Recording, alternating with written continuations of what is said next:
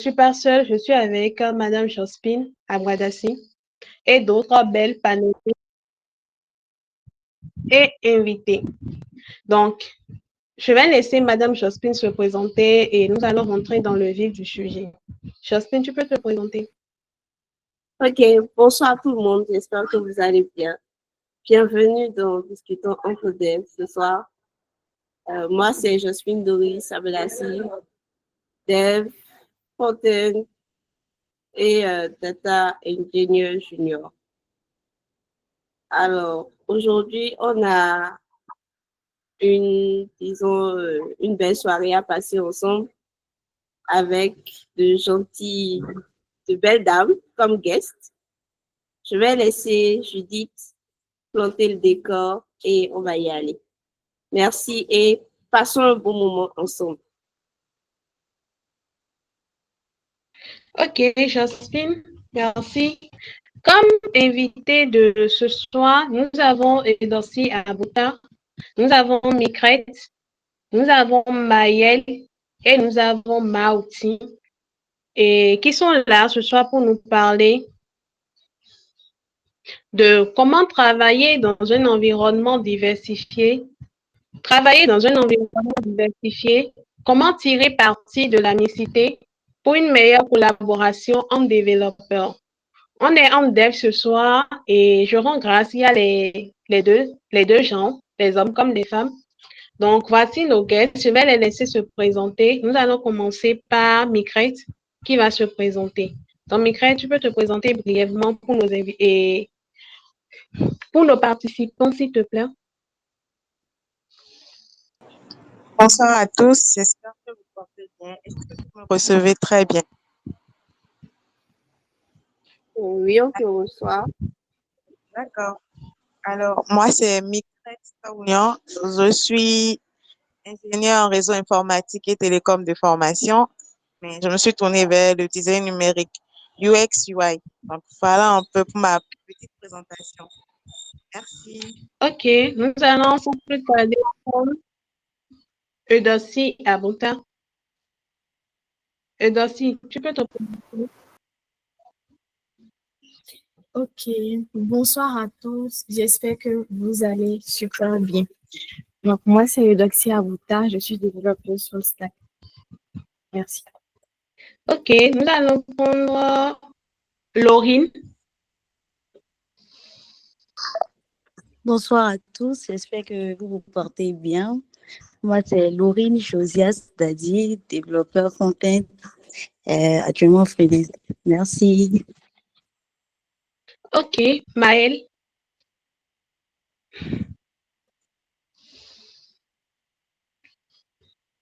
Maël, tu nous reçois? On ne te reçoit pas. Si tu parles, on ne te reçoit pas.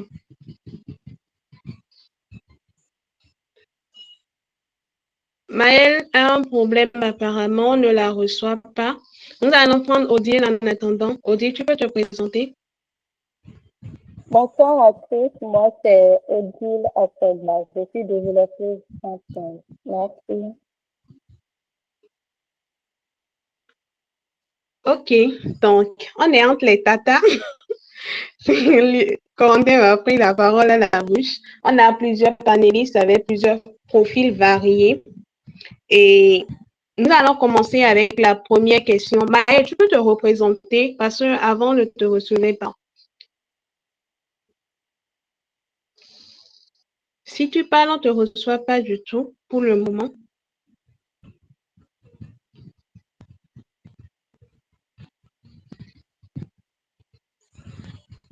On n'arrive pas à recevoir Maëlle.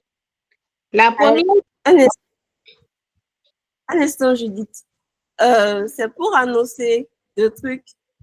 C'est que l'idée de ce mythe de ce soir, j'ai eu le temps de parcourir un peu le groupe dans la semaine quand on a lancé le talk et tout le monde s'est demandé, ben, on parle mix, mais en réalité, les guests sont des femmes.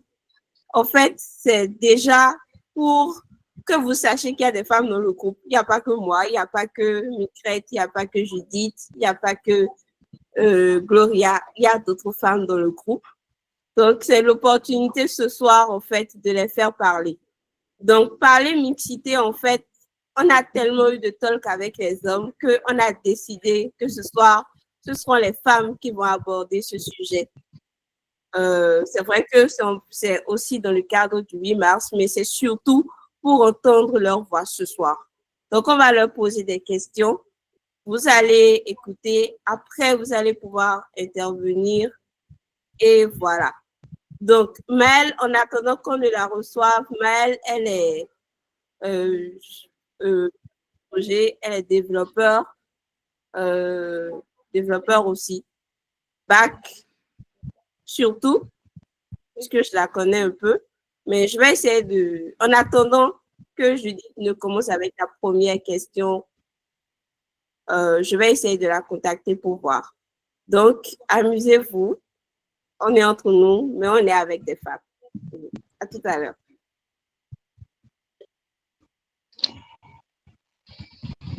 Ok, Maëlle n'a pas pu nous rejoindre. Elle va se reconnecter. Et la première question, c'est comment définirez-vous la diversité en milieu de travail? Et cette question s'adresse à nos 5 panélistes. Et je propose déjà qu'on établisse un ordre bien donné pour les réponses aux questions. Donc, je propose que ce soit Micrète qui réponde en première position, après Eudorsi. Après, ça serait Odile et Maëlle avec Laurine à la fin. Pour les questions concernant les participants, on va prendre les questions à la fin parce que bon, c'est vraiment une discussion ouverte. Donc, on espère que vous allez avoir des questions à poser à nos guests. Surtout pourquoi elles ne réagissent pas dans le groupe. Ça, c'est ma question. Donc, on écoute Micrète. Micrète, on t'écoute par rapport à la première question. Je ne suis pas d'accord de passer la première. Je déconne. Alors, bonsoir à tous. Merci d'avoir répondu présente pour ce talk. Quand on parle de diversité, on parle de variété de profils, que ce soit lié à l'âge, que ce soit lié aux gens, que ce soit lié aux handicaps, à la culture et à l'orientation sexuelle. Donc, vous n'êtes pas sans savoir que parfois, dans certaines entreprises, on prône beaucoup plus la gente féminine.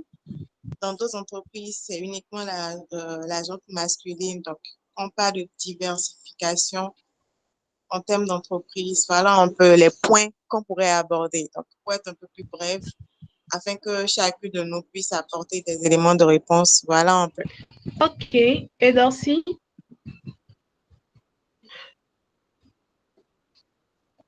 Et Darcy Aboutin. Et Darcy, tu es là? Oui, ok. Oui, je suis là. Merci beaucoup de m'avoir donné la parole. Déjà, Micrète a déjà fait le tour de la question. Ce que je peux ajouter, c'est dans la tech. Dans la tech, la mixité est un véritable enjeu aujourd'hui parce que les femmes sont vraiment sous-représentées dans ce domaine, dans les métiers techniques. Alors que la diversité de genre apporte une complémentarité très précieuse. Les femmes ont une approche très différente de la gestion de projets, par exemple, le leadership, ainsi que la résolution de problèmes. Donc, pour moi, la diversité en milieu de travail, c'est d'abord une égalité, surtout une égalité des voix, où chacun et chacune peut apporter sa contribution sans être freiné par des stéréotypes, c'est que des barrières invisibles. Merci. Ok. On écoute Odile. Merci de m'avoir donné la parole. Déjà, pour moi, la diversité en milieu professionnel, c'est l'existence de collaborateurs avec des profils variés, comme l'a dit Mitra tout à l'heure, qu'il s'agisse de leur genre, de la culture, de la nationalité, de l'expérience professionnelle, de la formation. C'est aussi une façon de penser ou des compétences techniques. Donc, quand on parle en tant que développeur, il y a la excusez-moi, il y a la diversité aussi au niveau des compétences techniques. Et cette diversité favorise souvent les échanges, ça stimule la créativité et ça apporte des approches diversifiées à la résolution de problèmes. Voilà, merci. Ok, Odile, merci. Et je tiens à te notifier qu'on te reçoit parfaitement, mais c'est pas vraiment agréable à l'écoute. Je ne sais pas si c'est qu'il y a un écho là où tu es, mais on te reçoit. La manière dont ça sonne, ça dérange un peu. Je ne sais pas si tu pourras voir ça de ton côté. Maëlle n'a pas pu rejoindre. Elle est toujours en train de chercher comment faire ça. Donc, on va passer sur Laurine. Laurine, on t'écoute. Quand on parle de diversité en milieu d'entreprise. D'accord. Je vous remercie également pour la parole. Et comme les autres panélistes l'ont dit, je vais en quelque sorte répéter un peu.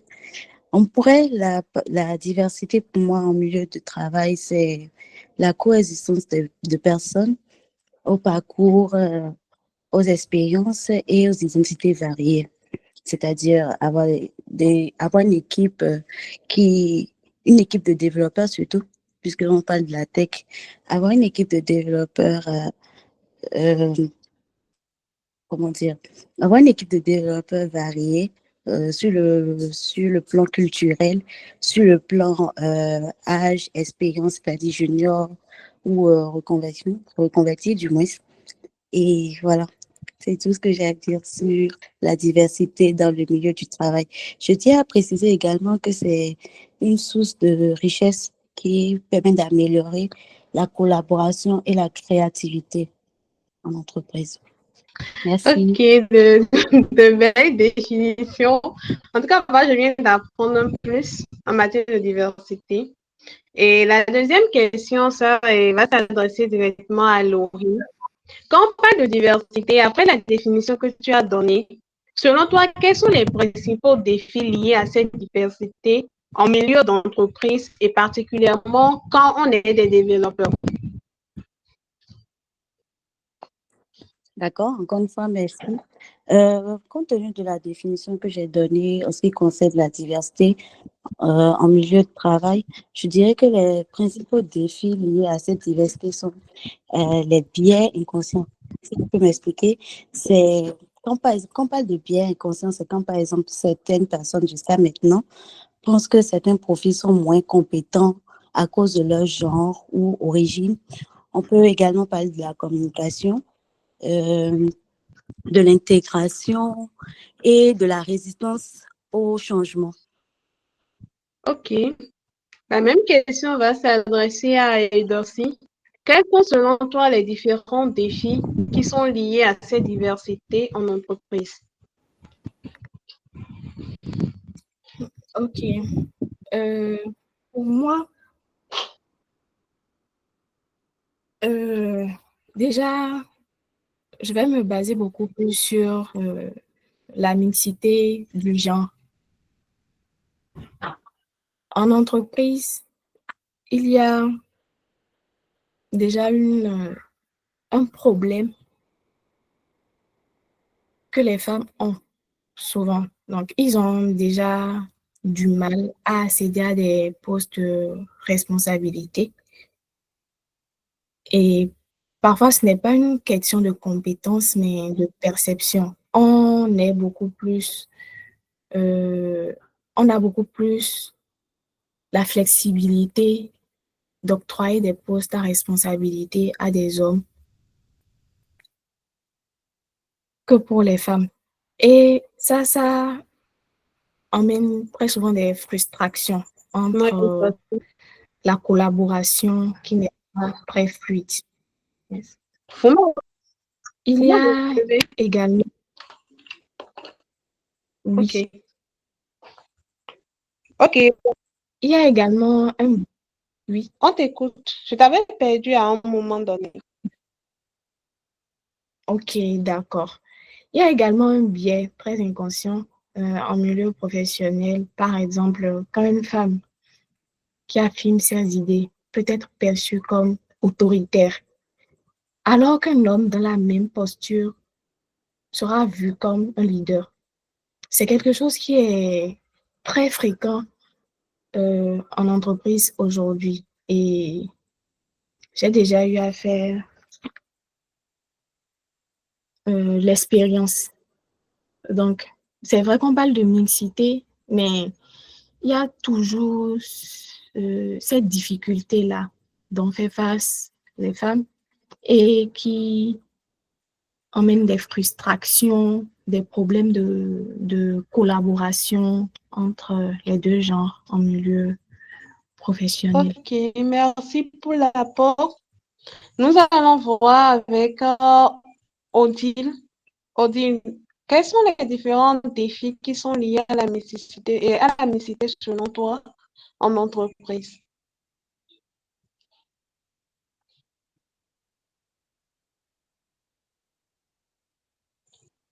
Odile, tu me reçois?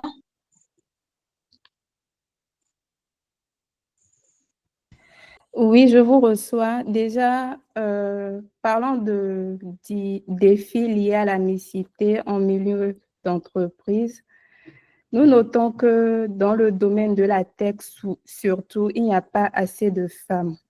Donc, les femmes sont minoritairement représentées et ce qui ne devrait pas être le cas.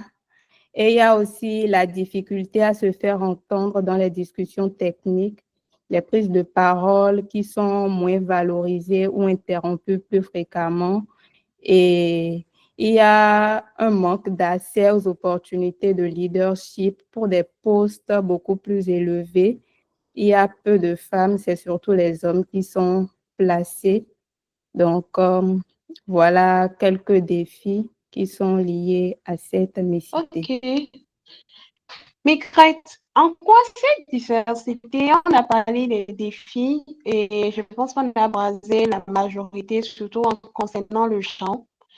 Mais en quoi cette diversité en entreprise apporte un plus? En quoi c'est un atout pour une entreprise ou c'est seulement que des défis que ça représente pour les personnes de genre, les personnes que ce soit hommes ou femmes? Est-ce que cela n'apporte pas un atout à une entreprise d'avoir une équipe de développeurs diversifiés?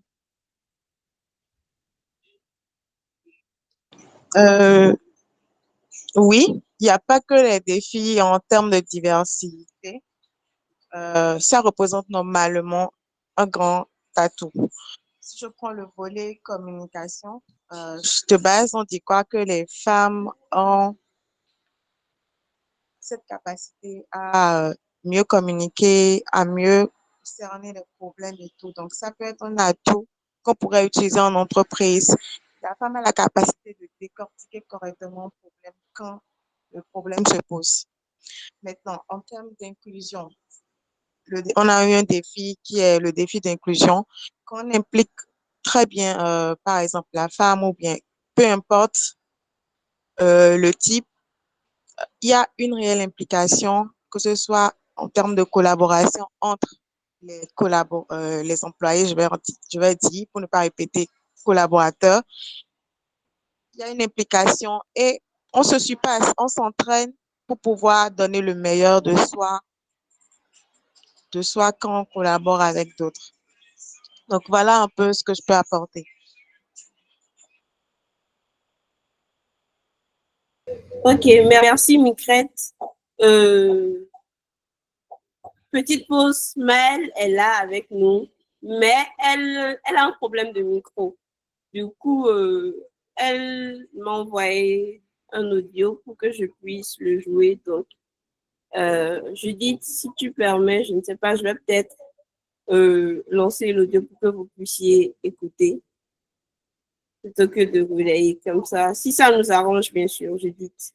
Si ça Ok, arrange tout le monde. bon, et il faut jouer l'audio, on va entendre. Oui, c'est bon, tu peux jouer. C'est bon? Super. Donc, je te fais l'audio rapidement. Ouais. J'avais écrit dans le chat, mais je crois que ça prendra un peu plus de temps. Bon, comme défi, nous avons la communication. Ouais, déjà, chaque individu vient avec sa culture et sa manière de communiquer qui peut être mal interprétée par les autres.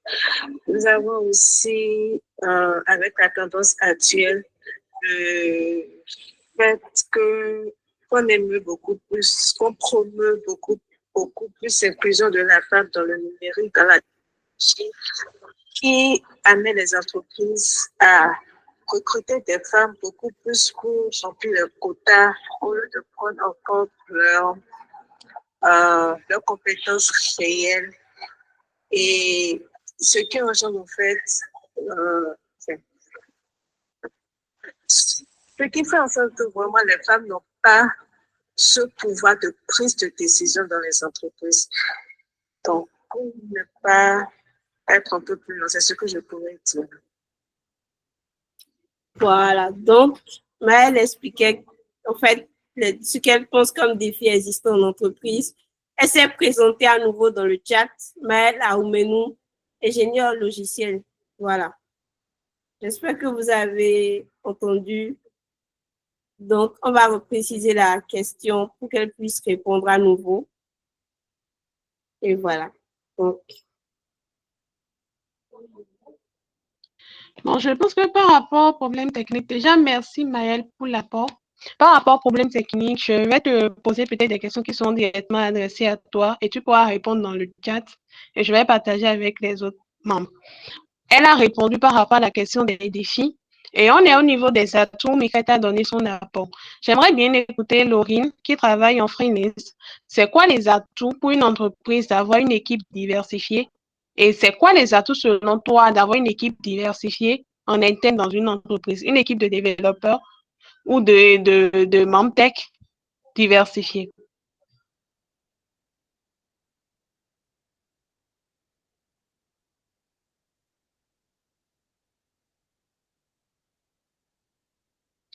Laurine, si tu parles, on ne te reçoit pas.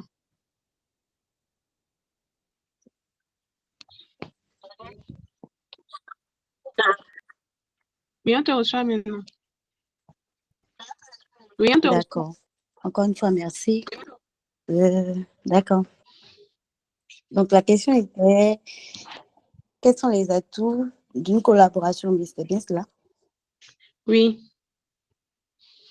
D'accord. Je dirais que, je vais citer un atout. Je pense que dans une collaboration mixte, je pense que nous avons plus de créativité et d'innovation, puisque dans une équipe avec des profils variés, on a souvent des apports d'idées et de perspectives différentes. Donc, je pense que dans une collaboration mixte, on a plus de créativité et d'innovation. Ok. Oui, Laurine, je te Non, c'est reçois. toujours. Merci beaucoup pour l'apport. Et la question suivante, c'est quels sont les préjugés les plus courants dans une entreprise quand on a une équipe diversifiée, on est des femmes et majoritairement on a une équipe des panélistes femmes entre nous.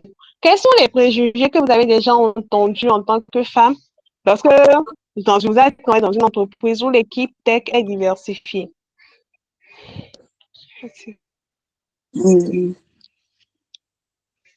Bon, Laurine, tu peux commencer. Hein? D'accord.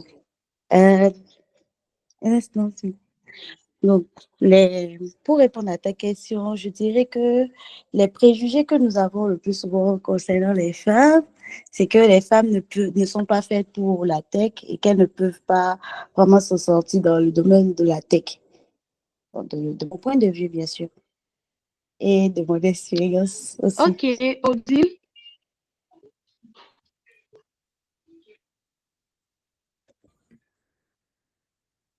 Ajouter à ce qu'elle vient de dire, je vais compléter que ça se dit souvent que les femmes sont plus à l'aise dans les rôles de design ou de gestion de projet que dans le développement pur.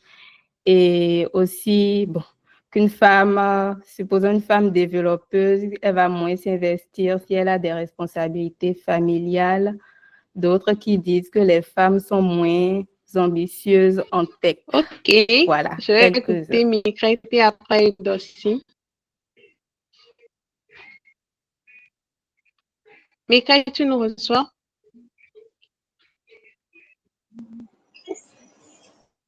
Oui, je vous Oui. reçois. Je pense que celles qui m'ont précédé ont sorti les mots justes. Parfois, on dit qu'on ne peut pas, parce qu'on ne peut pas percevoir tout ce qui est côté tech, tout ce qui est technique, on ne peut pas mieux les percevoir et mieux les aborder.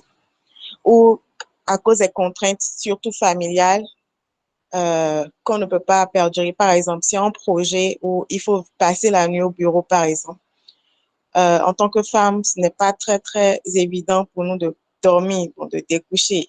Donc, il y a toutes ces contraintes-là qui se posent. Mais on oublie que tout est question de compromis et d'organisation. Et au-delà de ça, il y a quelque chose que moi j'ai eu à entendre il y a quelques années, c'est que tu ne peux pas.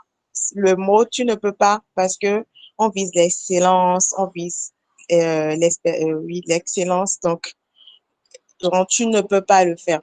Donc, c'est souvent des phrases qu'on a l'habitude d'entendre en tant que femme et surtout quand on veut collaborer avec des personnes ou parfois certains sont étonnés de voir une femme dans des équipes techniques. Limite, c'est aberrant en fait. Donc Ok, voilà un peu. merci pour le partage.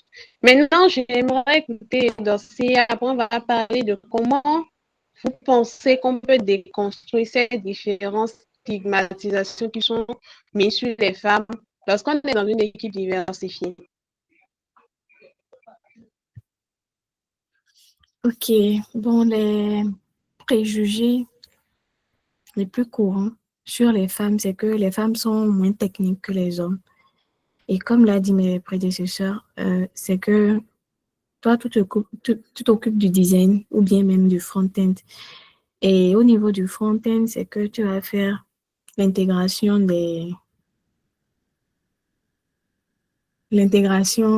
du Figma en HTML, CSS et puis tu peux laisser le reste. C'est comme ça qu'on me voit très souvent. Et de deux, on se dit que les hommes sont les meilleurs leaders, donc les femmes ne peuvent pas accéder à des postes de responsabilité parce qu'elles sont beaucoup plus sensibles, elles sont émotives, elles ne peuvent pas avoir l'autorité pour pouvoir diriger une équipe et de surcroît une équipe tech. Et il y a aussi cette histoire de manque d'ambition. On se dit que les femmes ne sont pas très compétitives et elles ne sont pas du tout ambitieuses. Elles sont plutôt vautrées dans leur zone de confort qu'elles ne veulent pas quitter.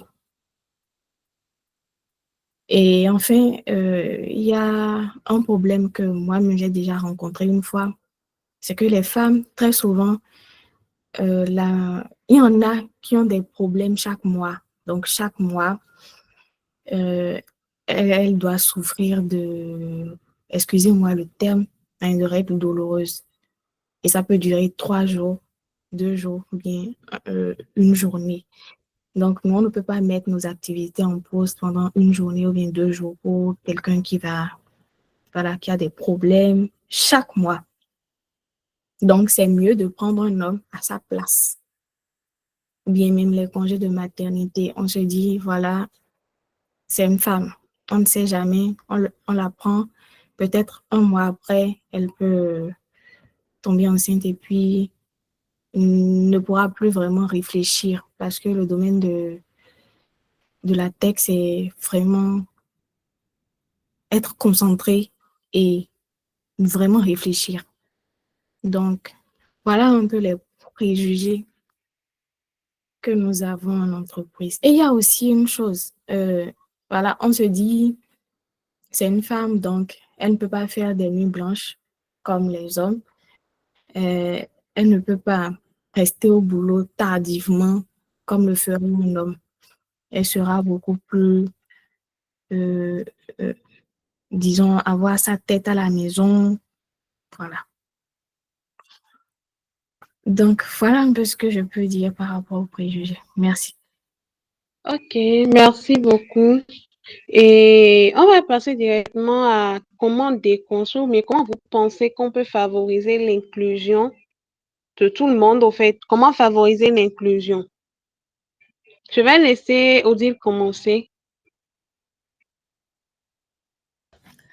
Déjà, pour favoriser l'inclusion, moi, je pense que c'est d'abord d'amener les gens à changer leur état d'esprit vis-à-vis de la position de la femme en entreprise. Et pour cela, il va falloir vraiment communiquer là-dessus.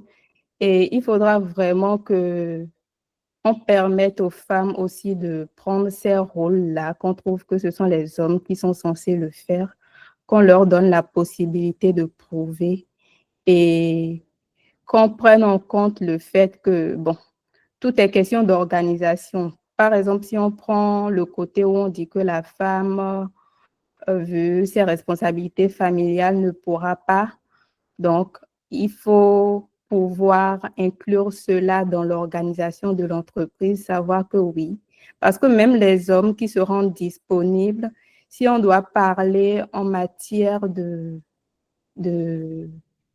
vie sociale, de vie personnelle, tout ça, eux-mêmes, ils ont quand même à s'investir dans la famille. Donc, ce n'est pas regarder que parce que eux, ils sont libres à tel moment, ils doivent forcément mettre ça à tel moment pour qu'on fasse le travail, c'est de pouvoir inclure vraiment dans l'organisation la possibilité que la femme soit disponible aussi. Donc, c'est un peu ça. Donc, il faudra vraiment communiquer là-dessus, permettre à la femme de démontrer ses capacités et revoir les organisations au niveau des entreprises tech. Ok, on écoute Laurine.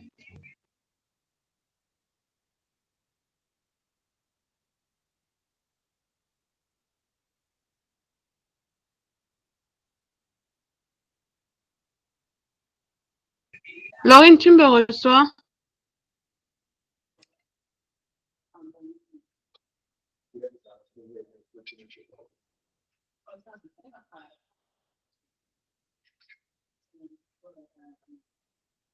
Ah, apparemment, elle a un problème au micro parce que Laurine ne te reçoit pas.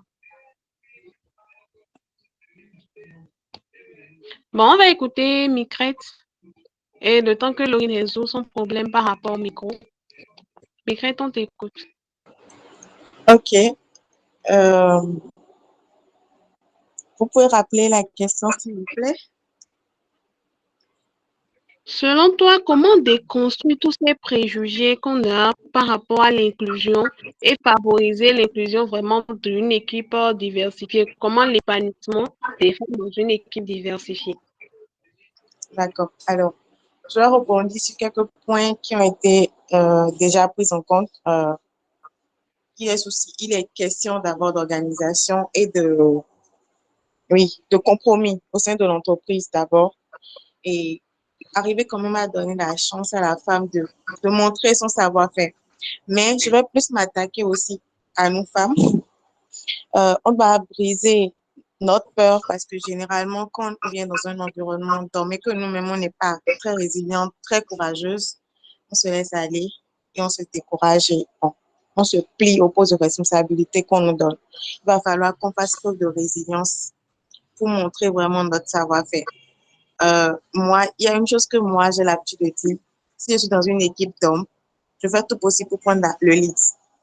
Et je pense que toutes les personnes qui ont eu à collaborer avec moi vont peut-être le comprendre. C'est un peu égoïste de ma part, mais moi, c'est mon objectif. Je viens, je pose mon droit de veto, je fais tout possible pour me faire accepter. Et je montre par la même occasion que je peux assumer le poste de responsabilité, peu importe. Il y a même des sujets sur lesquels je n'ai aucune notion, mais parce que je ne dois pas baisser les bras et montrer que je suis faible à ce niveau.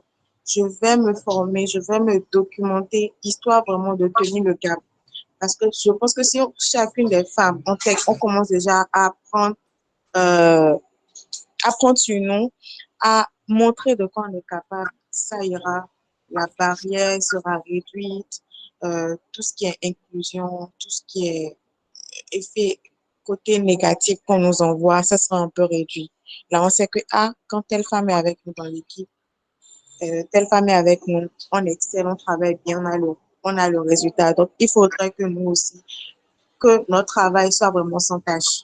Et maintenant, il va falloir aussi rééduquer l'agente masculine dans la vie. Il faut savoir aussi prendre des risques. Il faut savoir accorder des chances aux autres pour qu'ils puissent montrer de quoi ils sont capables. Ce phénomène, ce n'est pas seulement du côté des femmes, ça se remarque, même entre collègues hommes, ça se passe. Quand on remarque que telle personne est en baisse de niveau, on le met un peu de côté et on ne lui donne plus des postes de responsabilité ou des prises de décision par rapport au projet. Donc, c'est ce que moi je pense. Mais je m'attaque beaucoup plus à nous femmes. C'est à nous de faire notre place. C'est à nous de tracer plus notre chemin pour qu'on puisse comprendre notre valeur au sein des équipes techniques. Ok, on va écouter Dorcy.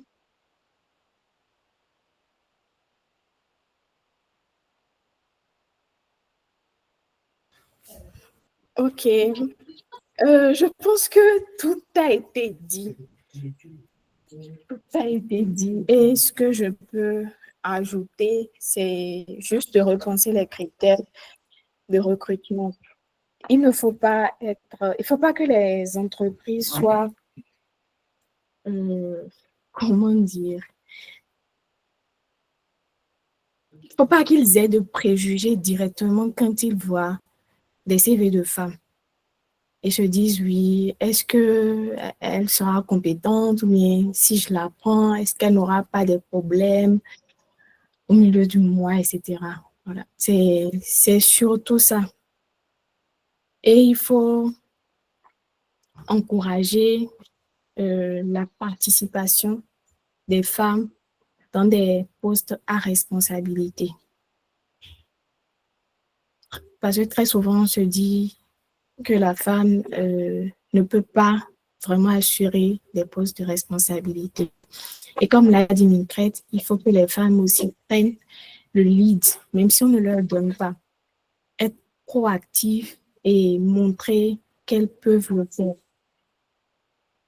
Donc, c'est un peu ce que je peux ajouter à tout ce qui a été dit. Merci. Ok, merci beaucoup. Et je pense que la dernière partie, ça serait des partages d'expérience. J'aimerais demander aux panélistes si elles ont déjà eu à travailler dans une équipe diversifiée et qu'est-ce que cela les a apporté de plus et qu'est-ce que ça a apporté à l'entreprise selon elles.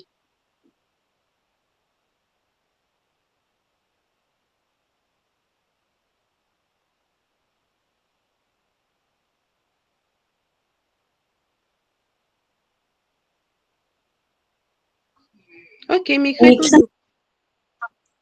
peux y aller.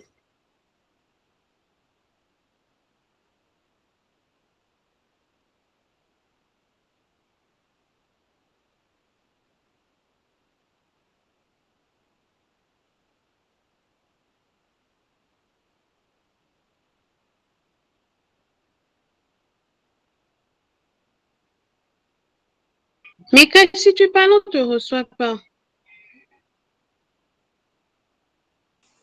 Désolée, j'avais coupé le micro sans m'en rendre compte. Alors, je disais que pour moi, quand je travaille avec une équipe, mon mot d'ordre, c'est l'excellence. Genre, tout ce qu'on aura à faire, ça doit être excellent. Il n'y aura pas de mots à dire à propos.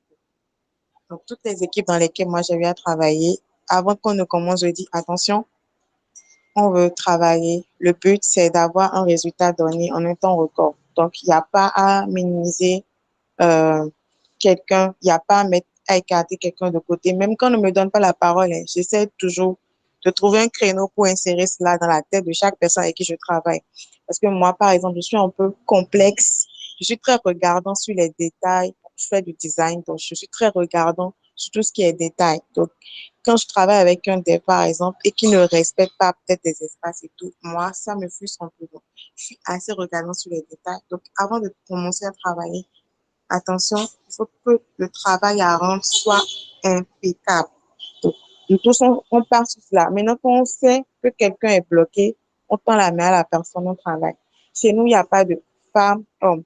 Parfois même, je me dis, considérez-moi comme étant votre collègue homme. Et là, le travail, on ne me dit plus que tu es femme et tout. Et quand il faut peut-être rentrer à la maison plus tôt, je rentre à la maison, je continue le travail je suis en télétravail avec eux jusqu'à ce qu'on arrive à atteindre l'objectif de la journée. Donc, voilà un peu quelques petits trucs que moi, j'ai quand même eu à faire et qui m'ont permis de travailler sans complexe avec des personnes. Mais j'ai eu à travailler avec une équipe une fois. Et quand je suis venue, j'étais designer, mais on m'a mis en tant qu'assistante. Donc, dans un premier temps, j'étais frustrée. Qu'est-ce que j'ai fait? J'ai fait mon travail en bac. J'ai laissé le designer principal travailler. Et à la plénière, ce que le gars avait présenté n'était pas correct, ne répondait pas aux besoins. Et là, j'ai sorti ma maquette ou ce que j'avais produit et j'ai présenté, j'ai justifié pourquoi je l'ai fait et tout. Donc, ça a fait donner un certain poids à ma personne. En plus, c'était avec des anglophones. Et notons que côté anglophone, eux n'ont pas vraiment de complexe. S'ils savent que vous êtes vraiment compétent, il n'y a pas vraiment de complexe avec les anglophones. Et le complexe d'infériorité, tout qu'on remarque, c'est généralement avec nous, les francophones. Généralement, c'est avec les francophones et de surcroît, les francophones de l'Afrique de l'Ouest. Les anglophones n'ont pas vraiment ce problème. S'ils savent que vous avez la compétence nécessaire qu'il faut, ils vont vous donner votre chance, quitte à ce que vous les décevez. Si vous les décevez, bon, ça, c'est à vos risques et périls. Donc, voilà un peu certains points que moi j'essaye, sur lesquels j'essaie de m'appuyer quand je veux travailler pour ne pas me laisser abattre par le système.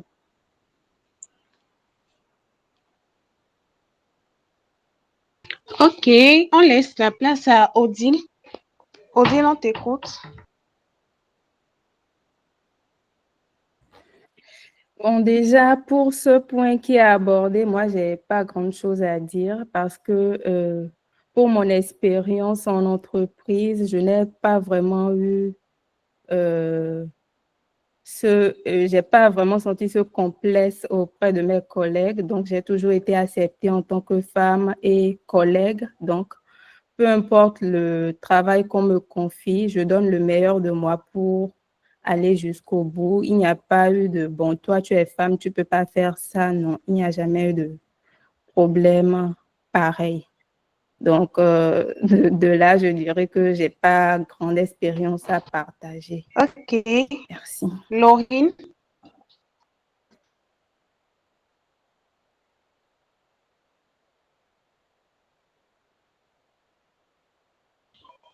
Laurine, on te reçoit par si tu es en train de parler.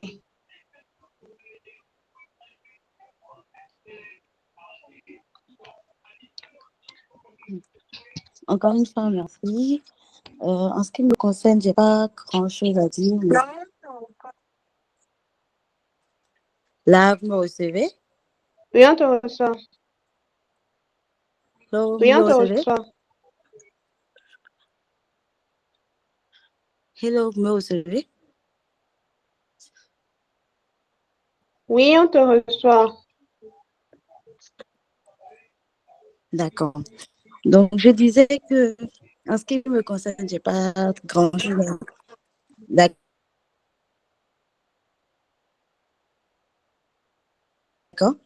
Je disais tantôt que, en ce qui me concerne, j'ai pas grand-chose à dire. Je veux juste notifier que.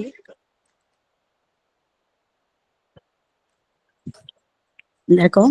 Je disais tantôt que j'ai pas grand-chose à notifier sur ce point, mais je tiens à raconter une petite. On m'a demandé et on a souvent, ou du moins mes collègues ont souvent prédit que oui, tu es une femme, tu peux pas faire ci. Donc, on se contente de te donner tel. Et je pense que moi, de maintenant, Laurine, de maintenant, je pense que je dois m'affirmer et dire oui, je peux faire et marquer mon territoire, si je peux le dire ainsi. C'est tout. Ok, merci beaucoup. On va écouter Dorcy. Et Dorcy, c'est quoi ta réponse par rapport à cette question? Partage d'expérience. Est-ce que tu as déjà eu à être dans un environnement diversifié?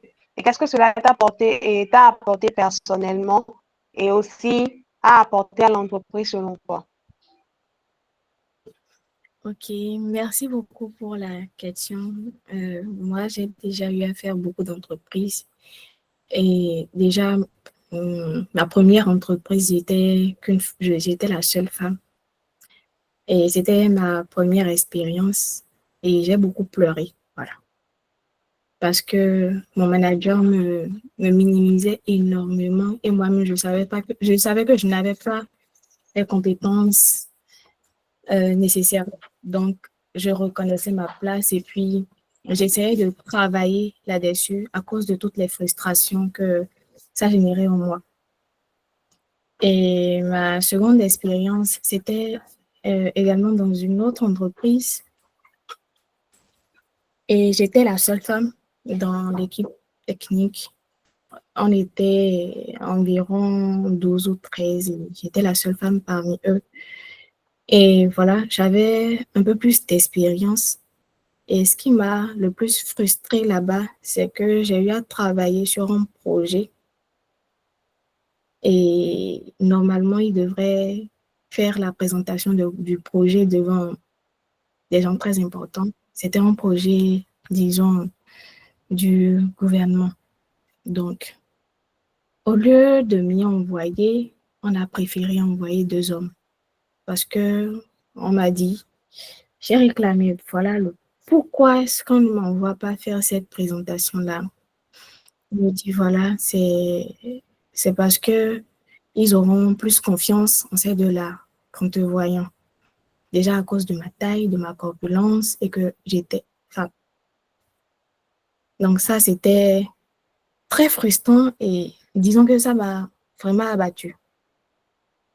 C'est de là, je me suis dit, voilà, je sais que je n'ai pas une très belle corpulence, je ne suis pas, je ne suis pas quelqu'un d'imposant.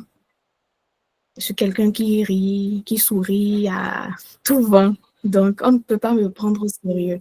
Tout ce que je peux faire, c'est de travailler, d'être très, très bonne dans ce que je fais pour être respectée.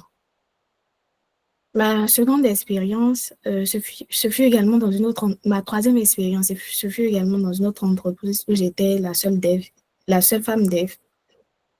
Mais là, c'était vraiment mieux parce que mon manager avait confiance en moi et j'avais fait mes preuves. Donc, j'étais incontournable dans ce que je faisais et on me laissait le lead de faire les présentations au directeur. Je faisais des formations. J'accompagnais les gens de l'entreprise sur le produit parce que c'était un produit. Donc, c'était une très belle expérience qui m'a fait reprendre confiance en moi et qui m'a montré que j'étais vraiment quelqu'un qui pourrait être respecté et qui pouvait faire mieux. Donc, j'avais pris goût et je voulais encore faire plus.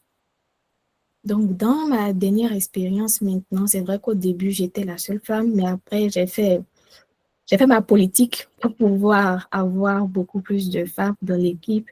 Donc, aujourd'hui, on est près de 15 développeurs. Et sur les 15, nous sommes au nombre de 4 femmes.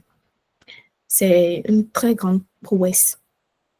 Donc là, comment est-ce que je me suis imposée? Déjà, je maîtrisais mon domaine. J'avais emmené une technologie qu'il ne faisait pas et que même le manager ne maîtrisait pas. Et je le faisais très bien. Donc, j'ai commencé à former tous ceux qui étaient là et c'était ma technologie qui était utilisée. Donc, j'étais maître de ma chose. C'était déjà un point. Et le second point, c'est vrai que je faisais du back-end, mais je ne faisais pas le langage qu'il faisait, ainsi que le framework qui se faisait. Donc, en arrière-plan, j'apprenais. Je voulais également avoir ce côté-là et être un peu plus respectée en tant que développeur full stack. Voilà. Donc, j'étais stagiaire, mais je n'agissais pas comme une stagiaire. Tous ceux qui me voyaient pensaient que j'étais staff et que, voilà, je passais partout dans le département. J'étais vraiment proactive pour pouvoir marquer mon territoire. Et lorsqu'ils avaient lancé le recrutement pour le staff, on voulait juste de staff sur tous les stagiaires qui étaient là. Donc, je me suis très bien préparée. C'était un test technique. Il fallait développer une application en 3 heures pour nous faire le front-end, le back-end ainsi que le déploiement. Donc, j'étais première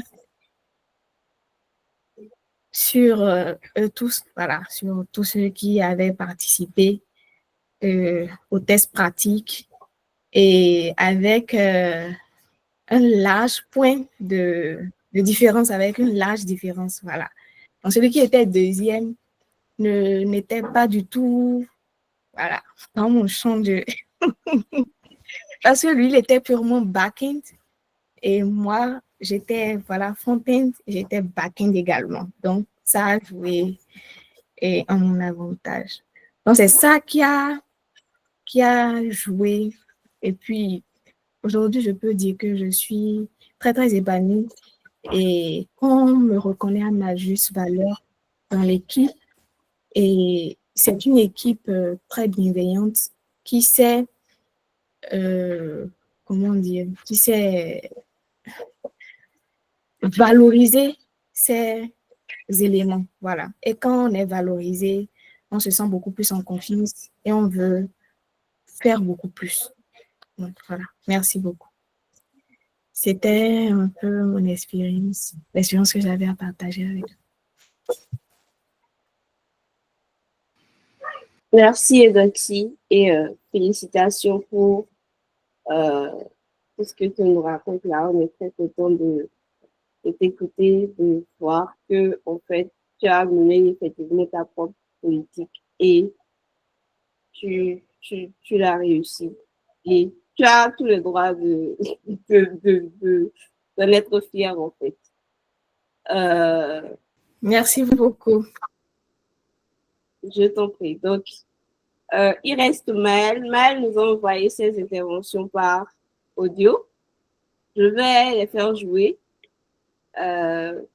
J'ai tenu à ce que Maëlle intervienne parce que j'ai travaillé avec elle et l'expérience, elle était assez, pour moi, c'était sans aucun doute l'une des plus belles expériences. Donc, je vais jouer en fait tous les audios de... Je vais jouer ces audios pour que vous puissiez l'entendre. Et voilà.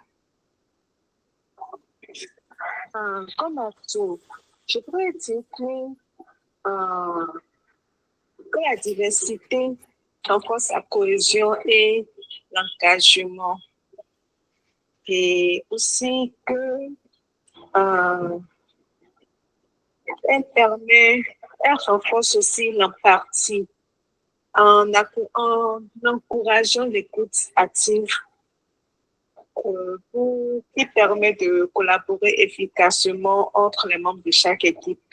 Et aussi, nous avons une équipe mixte qui anticipe mieux les besoins variés des utilisateurs.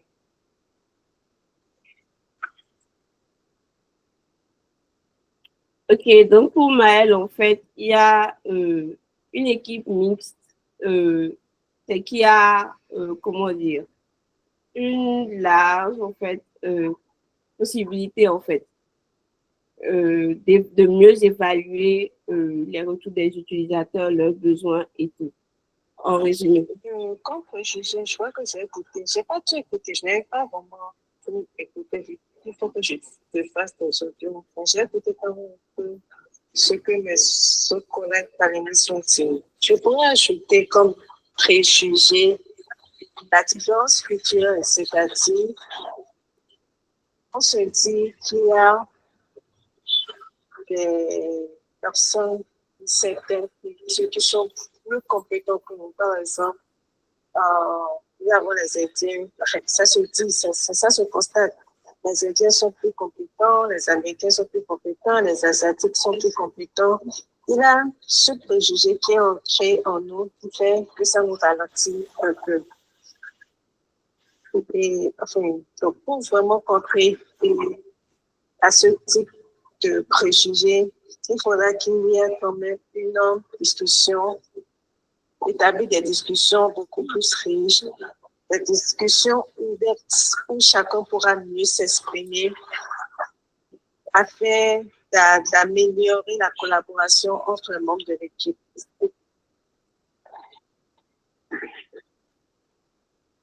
Ok.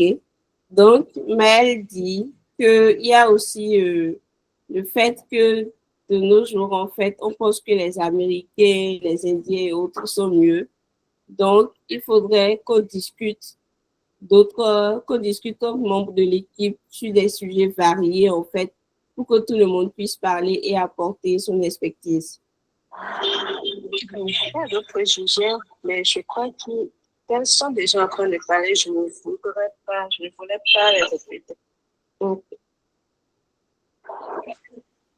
par rapport au partage d'expérience, moi, personnellement, dans la plupart des équipes que j'ai travaillé, j'étais plus ou moins adultes. C'est vrai qu'après, il y a des recrutements d'autres femmes et tout, mais j'étais plus ou moins la seule femme. Mais par contre, je n'ai pas vraiment rencontré ce type de préjugé, ce pied où on excluait la femme, où on minorisait la femme. Par contre, je constate durant les échanges qu'il y a certains hommes qui ont tendance à avoir le dernier mot, à beaucoup plus se valoriser et tout. Mais dans ces cas, il ne faut juste pas se laisser faire. Il faut montrer que toi aussi tu as des idées, des pensées constructives, que toi aussi tu as de la matière à apporter au fait. Il ne faut juste pas se laisser faire. Il faut vraiment te donner à fond. Montrer que tu as des compétences vraiment techniques et que tu peux vraiment les égaler. Bon, concernant le partage d'expérience, c'est ce que je pourrais dire. OK. Donc, Maëlle pousse le partage d'expérience. Elle dit, pour résumer un peu, qu'elle n'a pas vraiment eu les préjugés selon lesquels les femmes ne pouvaient pas, qu'elle était généralement la seule femme dans les équipes, mais quand même, il y avait des hommes qui se croyaient au-dessus et tout, et que ce qu'il faut faire, c'est ne pas du tout se laisser faire. Il faut se battre. Donc, je pense qu'on a fini avec les panélistes et je vais écouter Micrette et je vais aussi laisser la parole à d'autres personnes. Si vous avez des questions, vous levez juste la main et on va vous désigner. Si vous avez des questions, si vous avez, je ne sais pas, quelque chose à dire, vous y allez en fait. Sentez-vous libre. Merci. Micrette, tu peux y aller. OK, c'est juste un complément. Je tiens à nous dire qu'au-delà de tout ce qu'on a dit, que tout dépend du regard que, en tant que femme, tu présentes quand tu es en entreprise. Quand tu montres un regard de peur, tes collaborateurs vont profiter de ça pour t'abattre. Si tu viens, tu es sereine, tu sais ce que tu es venu chercher, tu n'es pas venu t'amuser, tu vas te faire ta place, travailler correctement, profiter du tremplin de l'environnement, de l'entreprise et te faire ta place avant de bouger. Donc, c'était le plus que je voulais ajouter, en fait. Il va falloir que nous-mêmes, en tant que femmes, qu'on travaille sur nous vraiment, qu'on mette la peur de côté, surtout. Voilà. Merci. Merci beaucoup, Micrette. Alors, je vais peut-être commencer par moi et puis après faire volontaire désigner si personne ne se désigne. Par rapport à tout ce qui a été dit ce soir, moi, j'ai un regard plutôt un peu en griffe personnel. C'est que je vais faire un peu à l'envers. Pour le partage d'expérience, j'ai été dans plusieurs entreprises à différents postes. Et le premier poste vraiment auquel j'étais pratiquement dans la plupart, j'étais la seule femme. C'était une entreprise dont je vais taire le nom. J'étais la seule femme. Il y avait eu des collègues avant moi qui sont passés et tout. Et on m'a dit, apprends tel langage. Est-ce que tu peux apprendre tel langage? J'ai dit oui. On ne me permettait pas d'amener mon PC, ce qui m'arrangeait. Je devais donc utiliser l'ordinateur du boulot. On m'a donné un certain temps pour finir d'apprendre le langage et tout. Donc, j'ai fini bien avant. Et quand j'ai fini, j'ai appelé celui qui devait me superviser. Il était étonné. Et je regardais et j'ai dit, bon, j'ai fini. Maintenant, qu'est-ce que je fais? Il me dit, OK, d'attendre et que voilà. ils ont prévu un projet web. Sur le coup, il y a quelqu'un qui est en train de faire du web et tout, et que je vais passer sous lui. Mais en attendant, je ne voyais pas ce qu'il faisait. Donc, un jour, je me suis fâchée, je suis allée le voir, je lui ai dit, bon, que je veux voir, je veux savoir en fait ce qu'il faut, que je suis assise là depuis un certain temps et que je ne vois pas ce qu'il faut. Il me dit non, que je ne peux pas avoir accès à certaines données. J'ai dit, je suis d'accord, mais je veux voir en fait comment ça va, comment ça fonctionne, ce que vous faites. Et j'étais la seule femme en fait. Et je venais tout juste de sortir de l'université. Donc, tout de suite, là, moi, elle dit, je veux voir. Du coup, on m'a montré. Et ça a été quelque chose que j'ai, en fait, c'est là où j'ai compris que, en fait, pour vraiment, si je devais continuer dans la carrière, il fallait que je m'impose. La seconde expérience, c'était toujours la même chose. J'étais la seule femme dans le bureau. Et cette fois, on me dit, bah, tu vas faire une technologie que tu ne maîtrises pas. Et c'était à la suite d'un stage professionnel, d'un stage académique plutôt, que j'avais fait dans la boîte. Et mon maître de stage m'a recontacté parce qu'il a dit, ouais, je t'ai vu travailler et tout, j'aime ta façon de travailler, donc tu viens. J'y vais et il ne maîtrisait pas la technologie. Et il m'a dit, OK, fais ça. Donc, j'ai fait beaucoup de recherches. Je me suis donnée à fond. J'ai fait ce que je devais faire. J'ai même fait plus. Et même qu'en griffe dans la boîte, pour certains collègues, en fait, plus gradés, moi, j'étais qu'une stagiaire. Donc, les chefs, ils venaient et puis on leur dit, ah, ils ont un certain problème. Et on m'appelait. J'allais les voir et on me dit, ah, en fait, on a telle matière à faire, à composer, puis on y compose bien. Et on me demande, est-ce que tu sais faire? Je dis oui. Je dis OK.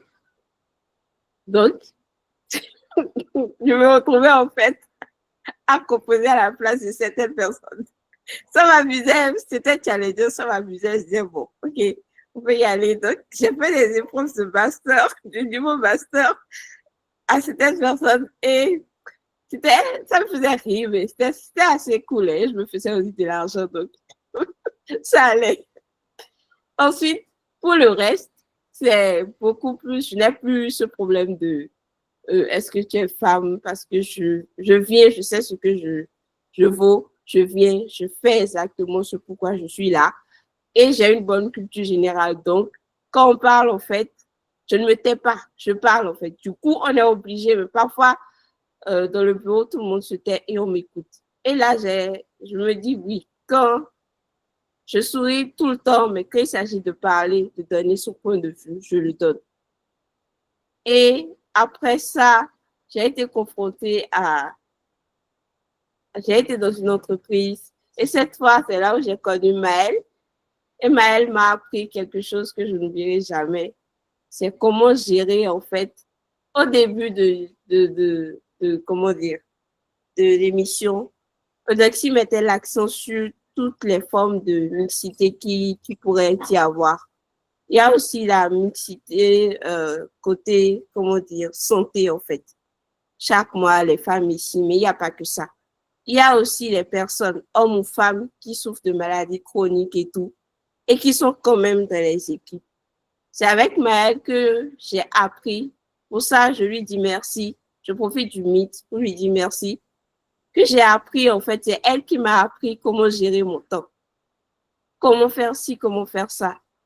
Je travaille, j'ai pas envie de finir, mais Maëlle me dit, Doris, c'est l'heure, va te reposer, va dormir 1 heure et reviens.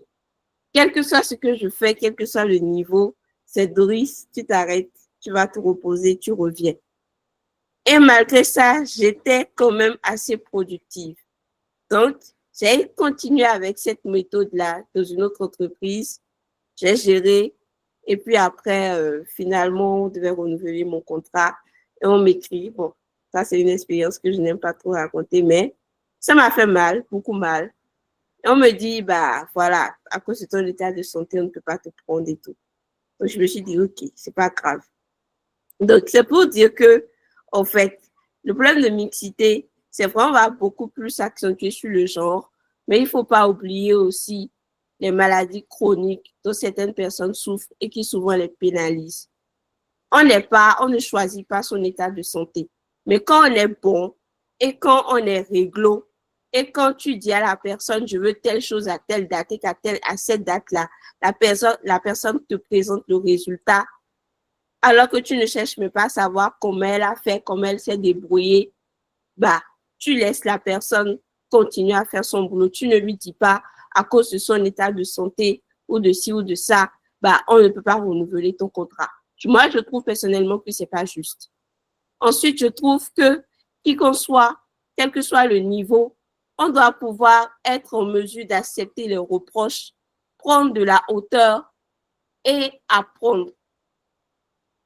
Beaucoup apprendre. Et c'est là où je rejoins Micrette, en fait. Il n'y a pas, quand tu vis en entreprise, il n'y a pas de ci ou de ça, en fait. Tu dois pouvoir, si tu es une femme, par exemple, tu dois pouvoir être en mesure de faire des recherches partout pour qu'on ne dise pas que toi, c'est seulement dans ça qu'on te voit. Non, il faut pouvoir être en mesure de dire ce qu'on sait faire, de s'imposer, en fait. Et là, c'est que où tu passes, n'importe où tu passes, moi, je peux sourire et tout. Mais quand on me dit, bah, qu'est-ce que tu sais faire, je me plante, je détaille en même temps. J'ai moi-même mon plan de mon CV en tête. Quand je viens, je déroule. Quand c'est test technique, je déroule, je finis, je passe le test et puis, moi, je m'en vais, en fait. Donc, c'est ce que je voudrais dire. La mixité, le problème aussi, c'est que on ne peut pas empêcher certaines personnes de penser ce qu'ils pensent. Mais on peut, nous, changer notre façon de réagir par rapport à ce que ces personnes pensent. C'est que quoi? La personne peut penser que, ouais, les femmes ne sont pas ci, ne sont pas ça. Moi, je vais dans ce pays sur des projets. Et ma mère me disait, mais pourquoi tu restes là alors que tu connais ton état de santé? Je dis, ben, je dois travailler. Et quand je suis fatiguée, je vais me coucher. Mais après, je ne peux pas changer ce que les gens sont et pensent de moi. Mais je peux par contre changer ce que je pense d'eux et ma façon de réagir par rapport à eux. C'est que je souris et je m'en vais. Tu peux dire pour toi, mais moi, je fais ce que j'ai à faire, je souris et je m'en vais. Donc, ça évite parfois les frustrations, les dépressions, parce qu'il y en a eu beaucoup. De mon côté, surtout quand on m'a abordé l'état de santé, j'ai déprimé, j'avoue. Et ça m'a fait très mal parce que j'étais bonne dans mon domaine. Mais on me dit qu'à cause de mon état de santé, quelque chose que je n'ai pas choisi, je fais ça. Alors que dans une autre entreprise, on m'a intégré, on m'obligeait même à faire des pauses que je ne voulais pas. Donc, j'ai compris que, en fait, tout le monde n'était pas pareil, mais il faut prendre les gens comme ils sont. Il faut apprendre à réagir par rapport à eux. Donc, parfois, dans les circonstances, oubliez ce que les gens pensent et retournez tout contre eux. Souriez, travaillez, donnez-vous à fond. Et le reste parlera pour vous, en fait. Vous serez tranquille et à chaque fois, on vous appelle, on vous dit, bah, Jasmine, j'ai trouvé telle ou telle chose. Aujourd'hui, c'est moi qui dis, je veux pas faire ci, je veux pas faire ça, parce que je préfère m'adonner à la science de données aujourd'hui. Parce que, voilà, c'est ce qui m'intéresse, c'est ce dont j'ai besoin actuellement pour atteindre le but que je me suis fixé. Donc, c'est ce que moi, je voulais ajouter. La mixité, c'est vraiment à tous les niveaux, pas seulement chez les femmes. C'est vrai que c'est plus dur chez nous. Nous sommes sensibles et tout. Et cette sensibilité-là nous aide à prendre des décisions que les hommes, par exemple, ne peuvent pas prendre. C'est vrai qu'on va nous trouver durs, mais on est obligé d'être durs. Parce qu'on est aussi appelé à être mère, à éduquer des enfants. Et parmi ces enfants, il y aura des garçons. Et c'est l'éducation qu'on leur donne qu'ils vont appliquer en société. Donc, quelque part, moi, je me dis, bon, c'est l'éducation qu'il a reçue, c'est pas grave, j'avance. Et finalement, à un moment donné, je me suis dit, oublie tout le reste et puis fais ce que tu veux faire. Donc, si vous voulez vraiment faire quelque chose, homme ou garçon, appliquez-vous. Réagissez autrement par rapport aux gens. Faites ce que vous devez faire. Et trouvez tous les moyens. En fait, tous les moyens sont bons. Mais par contre, je n'aime pas la triche. Je n'aime pas la triche. Donc, tous les moyens sont bons pour atteindre ces objectifs. C'est ce que moi, je voulais dire de façon personnelle ce soir, en tant que femme. Voilà. Donc, maintenant, je vais laisser les hommes qui ont envie d'intervenir, intervenir. Il ne s'agit pas de vous faire passer pour les mauvais de l'histoire, mais comprenez que, voilà, nous avons subi ça, nous en parlons, c'est tout. Après, c'est à vous de voir comment vous réagissez. Mais on a subi ça. Donc, on est obligé d'en parler ce soir. C'est pourquoi le talk est engagé, en fait, pour entendre tout le monde. Si vous ne le faites pas, dites on ne le fait pas et on vous félicite. Si vous le faites, bah, aujourd'hui, vous avez l'occasion de changer ou de rester comme vous êtes. Mais nous, on avance sans vous. Voilà. Qui veut lever la main?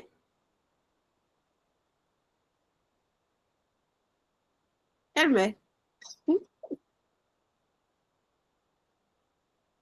Ah, volontaire désigné. Hein. Volontaire désigné. Je vais. Bon, aujourd'hui, par exemple, il y a des gens qu'on n'a jamais vus, par exemple, dans les mythes. Donc, Monsieur Francel, il a été le premier à se connecter, franchement, et il a été à l'heure. Moi, je le félicite. Je voudrais entendre sa voix ce soir. Gabin aussi va se préparer tout à l'heure. Judicaël, Lionel. En tout cas, on veut tous vous entendre ce soir. Ok, déjà, Jocelyne, merci pour le partage. Merci beaucoup. Merci pour l'apport. J'espère que ceux qui sont dans le mythe aussi ont compris déjà. Et pour les questions, je propose déjà qu'on prenne avec tout ce qui a été dit. Ceux qui ont des questions, on va prendre ça et après ça, on va peut-être laisser le call ouvert pendant quelques minutes pour du réseautage. Donc, s'il vous plaît, si vous avez des questions à poser aux panélistes, veuillez lever la main, s'il vous plaît.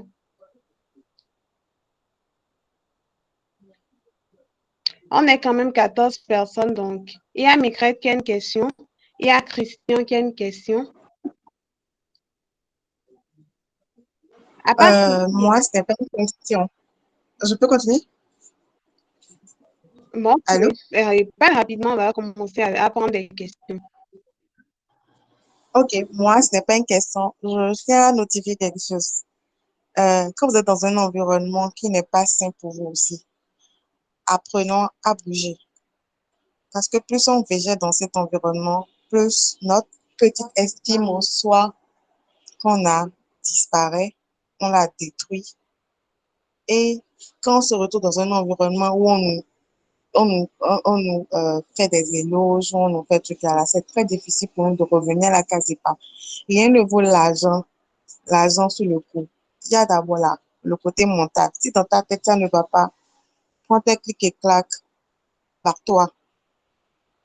Autant mieux aller être dans une entreprise où l'environnement est sain, où tu apprends, même s'il n'y a pas le salaire, tôt ou tard, ça va payer, que de rester dans un environnement qui n'est pas sain, où tu y mets tout ton mental, tu rentres des fois, tu es fatigué, il y a les soucis de la famille qui s'ajoutent et il n'y a même pas encore l'argent qui intervient. Donc, mesdames, soyez égoïstes à un moment donné. Si vous savez que vous êtes compétente et que le milieu ne vous le reconnaît pas, prenez vos clics et claques et barrez-vous. C'est tout ce que j'ai ajouté. Soyons égoïstes à des moments donnés. Et je suis tout à fait d'accord. Moi, je démissionne vite fait même. Ok. Monsieur Christian. Donc, Bon, Monsieur Christian, on vous écoute. Oui, bonsoir, est-ce que vous m'entendez? Oui, on vous entend très bien. Super. Moi, je suis Togolais Christian, designer SEA de formation, ce qui fait que sur le plan de compétences, je suis très très bon au niveau de compétences de chacun d'entre vous ici. Cela dit, tout ce que j'aurais à dire ne sera peut-être pas utile. Mais bon, voilà. D'abord, je n'ai pas beaucoup de questions, j'ai une seule question. Tout le reste, je pense que ce ne sont que des avis. Avant de commencer, je tiens à encourager toutes les femmes ici présentes. Parce que tu dis, si on ne te l'a pas dit, tu ne crois pas. C'est en vous entendant parler, en vous écoutant parler tout à l'heure que j'ai compris qu'il y a des choses que les femmes vivent en entreprise et que je n'arrivais pas que je n'arrivais pas, que j'étais vraiment très loin d'imaginer que vous viviez ce genre de choses. Alors, si ça peut aider, moi, je vous encourage, pas parce que vous êtes découragé, non, mais je vous encourage pour alimenter, selon moi, cette flamme qui est en vous, qui permet d'aller de l'avant. Voilà. Ensuite, c'est plutôt une suggestion. Je voudrais attirer l'attention de la tête pensante derrière ce mythe, afin que les prochaines fois, ça va beaucoup m'avantager moi, afin que les prochaines fois, le mythe soit axé sur la collaboration entre designer UX/UI et développeur. Comme je disais tout à l'heure, je suis en formation Et je n'ai pas vraiment de mentor ou de manager, quelqu'un qui me guide, quelqu'un qui m'oriente dans ce que je fais. Les formateurs à l'école ne sont pas vraiment, non, pas du tout impliqués. Donc, je suis obligé de fouiller un peu partout, de trouver des gens qui ont déjà l'expérience dans ce que je fais, de discuter avec eux, d'avoir des conseils sur comment je dois procéder. Donc, ce serait idéal pour moi que les prochaines années, s'il y en aura, que ce soit orienté sur la collaboration entre développeurs SOI et entre développeurs et designers ou SOI. Voilà. Ensuite, avant de poser la question, je voudrais, si c'est permis, faire un coucou à Madame Incrette, parce qu'il y a des années, j'ai eu des échos et je continue d'en avoir. Je n'avais pas eu l'occasion de l'aborder. Il y a les raisons parce que je trouvais que c'était déplacé. Maintenant qu'on est sur le même lien, bonsoir Madame Incrette, de façon un peu plus officielle. Quoi.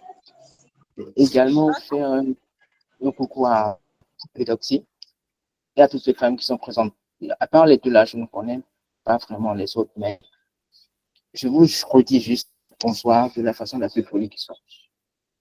Ensuite, tout à l'heure, durant les discussions, vous avez parlé de la communication pour essayer de briser les préjugés qui sont la majorité des gens ont sur les femmes en entreprise.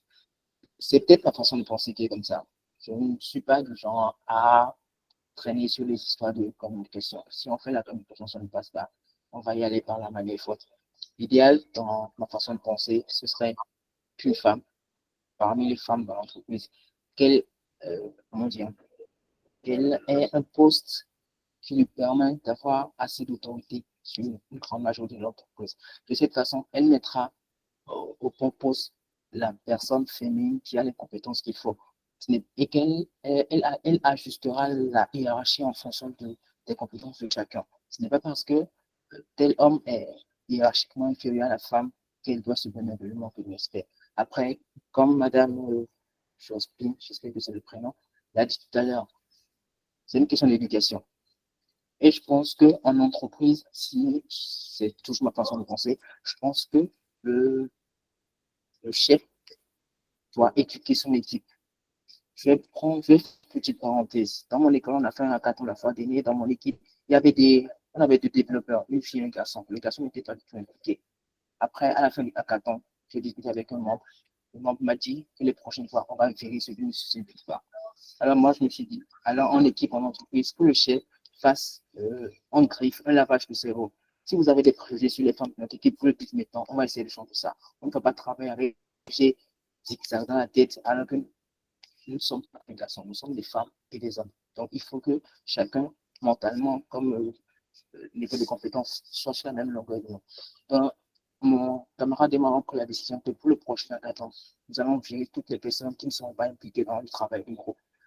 Pour faire l'analogie avec l'entreprise, ce serait bien que le chef fasse un lavage de cerveau, qu'il mette clairement les points sur le i. Si tu as de tels préjugés, l'idéal pour toi, ce serait de les enlever. Je t'en défais si tu veux rester dans l'entreprise, si tu veux rester dans mon équipe. Comme ça, c'est vrai, c'est la raison de la menace. Mais moi, je pense comme ça. Si on fait doucement, comme ça ne passe pas, autant le mettre, la menace sur la table, comme ça, la personne va s'expliquer. Et comme je disais, si une femme a un poste assez élevé, elle pourra mettre à la bonne place les jeunes femmes qui ont les compétences qu'il faut. Ça évitera les histoires de favoritisme, de sexisme, etc. Voilà. La question, je ne sais pas si vous allez accepter de répondre.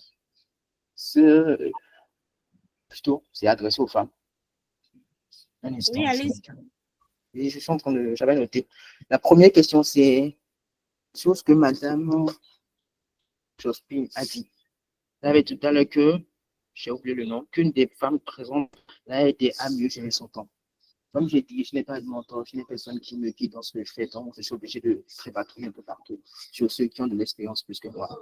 Je proposerais donc, ça m'avantagerait, que vous initiez à l'avenir un meeting au cours duquel vous allez parler de comment gérer son temps. Que celle qui a été Madame Jospin prenne la parole dans un prochain mail ou maintenant, je ne sais pas si vous avez prévu assez de temps, que cette personne prenne la parole et qu'elle nous explique, qu'elle nous parle de comment est-ce qu'elle a géré son temps, des astuces et idées qu'on devrait mettre en place pour gérer son temps. Et cette fois-ci, ce ne sera pas uniquement femmes, parce que je parle du principe qu'il y a certaines choses qu'on doit appliquer, qui s'appliquent à tous, hommes comme femmes. Comme ça, des gens comme moi pourront appliquer. C'était la première des questions. La deuxième, c'est que les femmes se présentent, parce que je sais que vous avez forcément un certain niveau de statut dans l'entreprise qui, grâce à ce statut-là, vous avez des gens sous votre autorité. Ce serait bien pour moi de savoir comment vous avez procédé pour atteindre ce niveau. Est-ce que c'était juste par l'expression de vos compétences ou vous avez connu un niveau supérieur qui vous connaissait et qui vous a donné le bénéfice et qui vous a permis de faire vos preuves? Comment ça s'est passé? Moi, j'aimerais bien savoir parce qu'actuellement, je cherche un moyen de me positionner. Donc, ça me permettrait de savoir comment classer mes idées dans ma tête. C'est tout. Merci. Merci, Christian. Déjà, Maëlle s'est proposé que tu lui écrives. On va peut-être lui demander de laisser son mail dans le chat. Elle a proposé elle-même que tu lui écrives une bosse. Je ne sais pas si tu es dans le groupe Python ou pas. Si tu es dedans, on va voir comment vous mettre en contact. Donc, tu proposes en fait, tu nous as fait des suggestions sur des activités. Merci, on va les prendre en compte et on va vous revenir. De toutes les façons, l'année 2025 est prévue pour être active. Ensuite, tu as fait des propositions aussi. Ta question, voilà.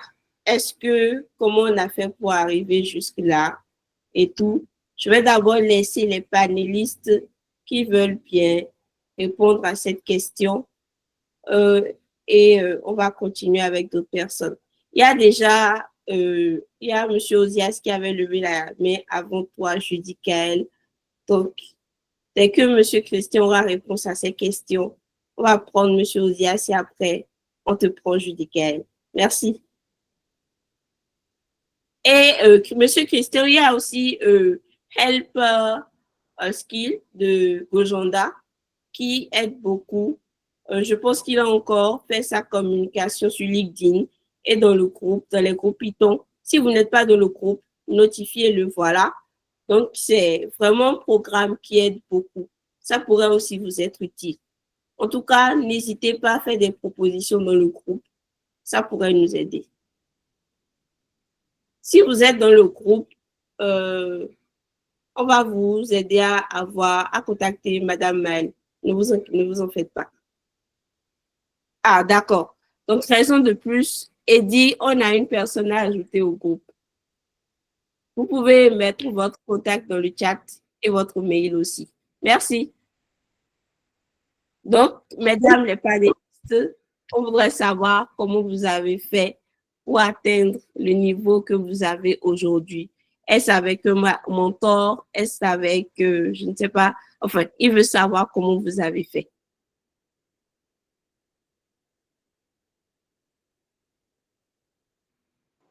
Ok, Mitret veut bien partager son expérience. On y va. On commence par Mitret.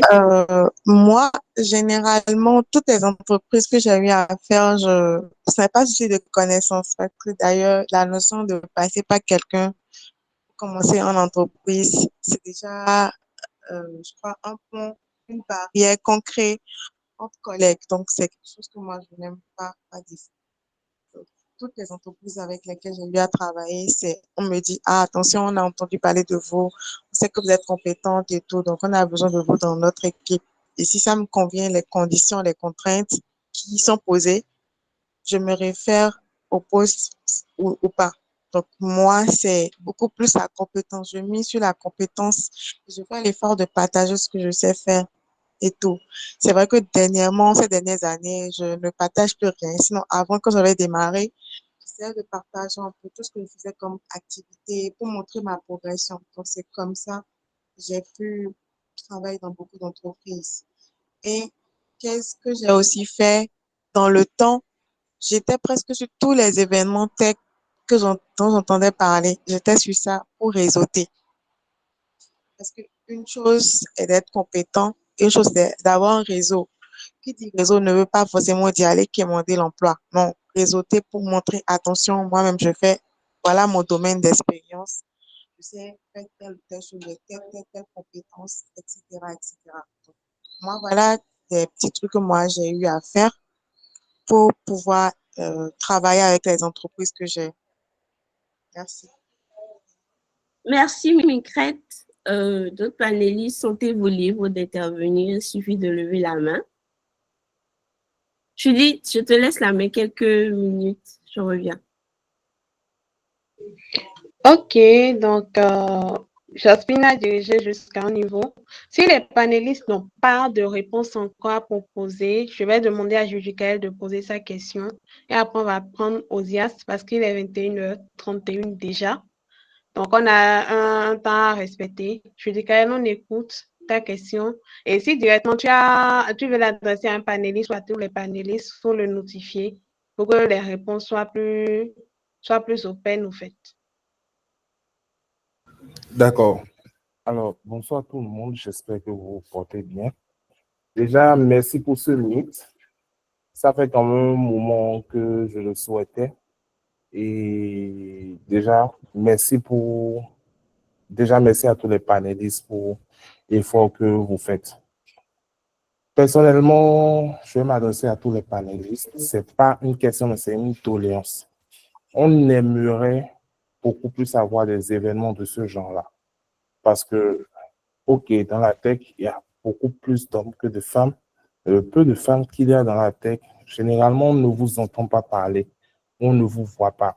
On voit quelques têtes, mais il y a beaucoup de têtes qui, à mon humble avis, pourraient servir de source de motivation à toutes les jeunes filles qui s'intéressent ou qui regardent la tech de loin et se disent, OK, un jour, j'aimerais devenir développeur. Un jour, je travaille dans le monde des microcontrôleurs, je veux faire tel, je veux faire tel.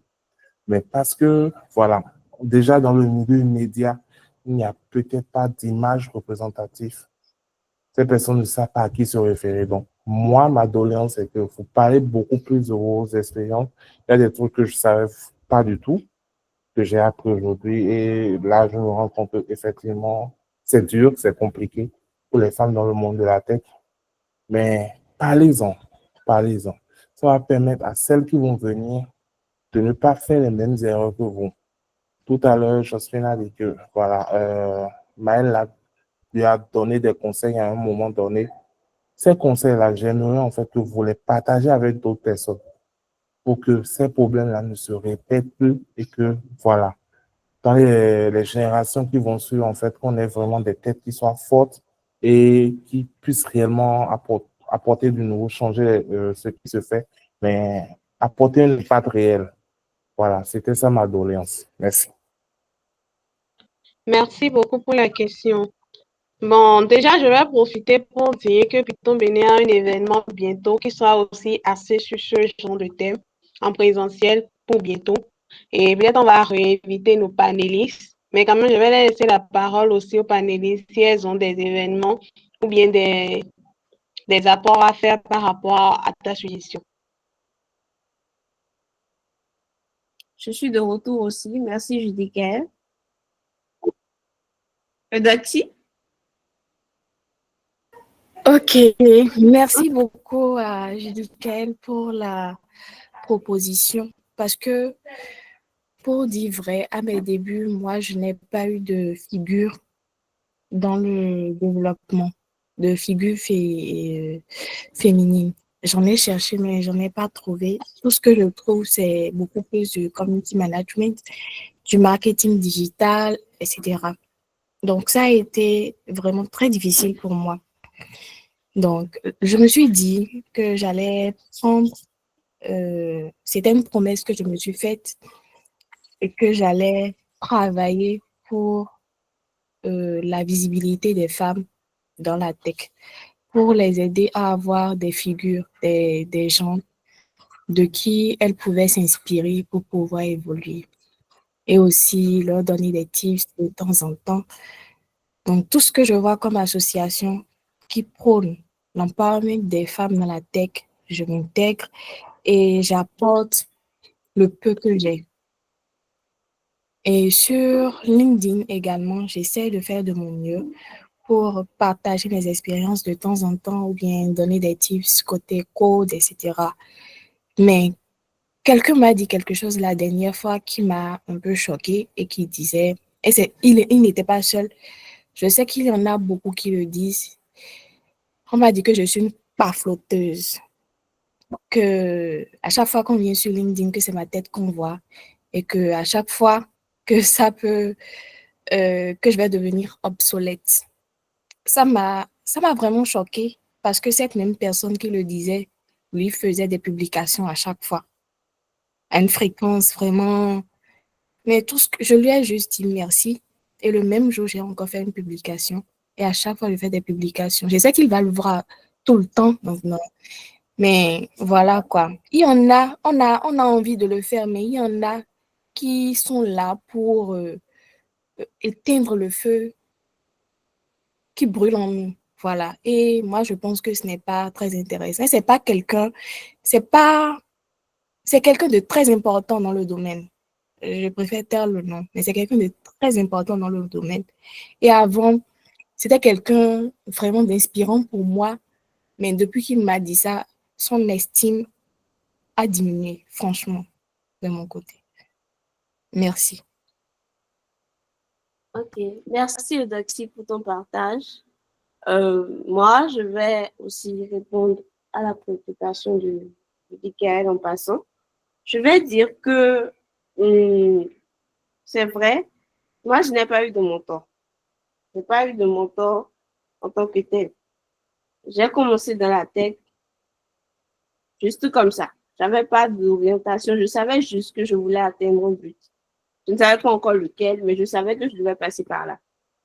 Ensuite, j'ai appris toute seule et j'ai reçu une certaine éducation où mon père ne me surveillait pas. Il savait que j'étais intelligente, mais il ne me surveillait pas. Donc, j'ai continué comme ça, en fait. L'idée de l'excellence dans ma tête, c'est il est hors de question que je sois quelque part et que je sois nulle. Donc, je continue, en fait. Et j'ai fait ça durant tout mon parcours, jusqu'à ce que je ne sois là où je suis. Et moi, je ne sais pas comment, mais Dieu sait faire ces choses. Les opportunités me tombent dessus gratuitement. Je postule, on me prend, j'évolue, je finis à la première place. Je me dis, OK, j'ai fini une étape, je rentre dans une autre. Et là, dernièrement, j'ai commencé à travailler sur un projet personnel à moi. Et j'ai décidé que, ouais, j'allais commencer à partager un peu mon expérience, surtout dans un domaine, les maladies chroniques chez les devs, en fait.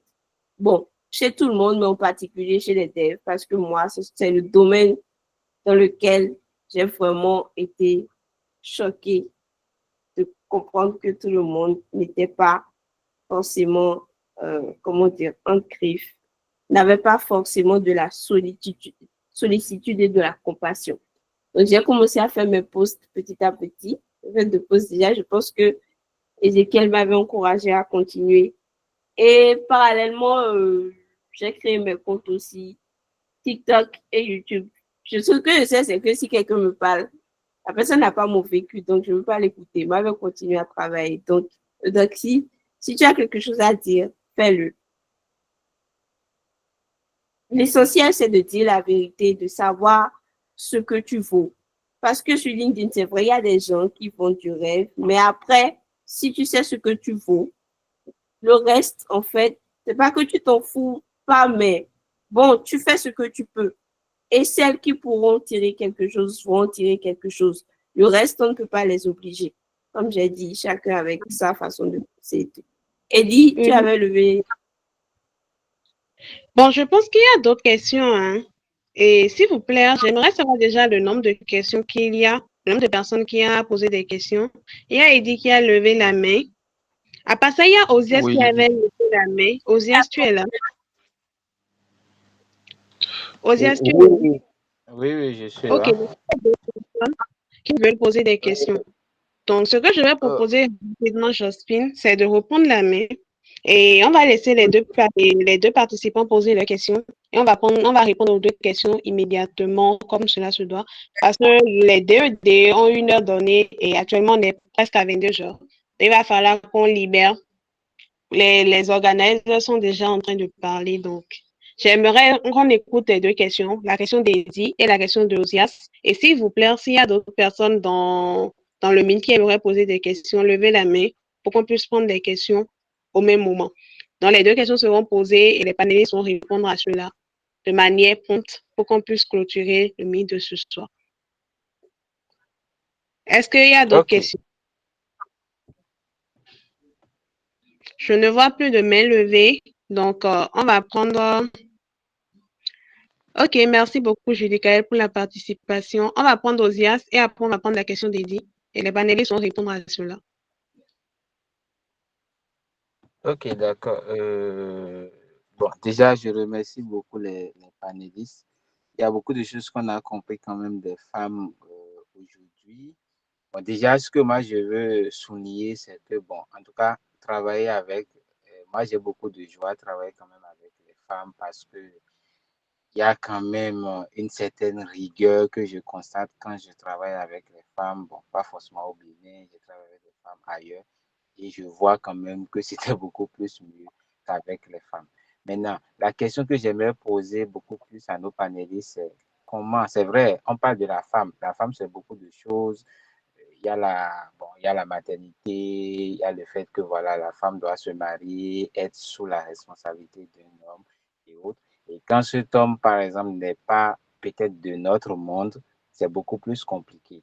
Et comment est-ce que nos panélistes actuellement, bon, peut-être qu'il y en a qui vivent déjà ce genre de situation, comment est-ce que ces panélistes, en fait, se préparent en fait, à ce genre de situation? Une situation où, par exemple, ils se retrouvent avec quelqu'un qui n'est pas vraiment du monde et aussi une situation où ils se retrouvent peut-être à avoir une sorte de maternité pardon, qui doivent leur bloquer dans leurs ateliers parce que qu'on le veuille ou non, la maternité va beaucoup bloquer dans cette affaire de développement. Et comment est-ce qu'ils se préparent, comment est-ce qu'elle, pardon, se prépare à ce genre de situation-là? C'est ce que j'aimerais un peu plus savoir, c'est tout. Voilà, merci. Je salue Edosi au passage. Ok, bon, cette question de préparation, on va s'adresser à Audi et à Mikret. Donc, Audi, on t'écoute. Audi, si tu es dans le call, tu peux répondre.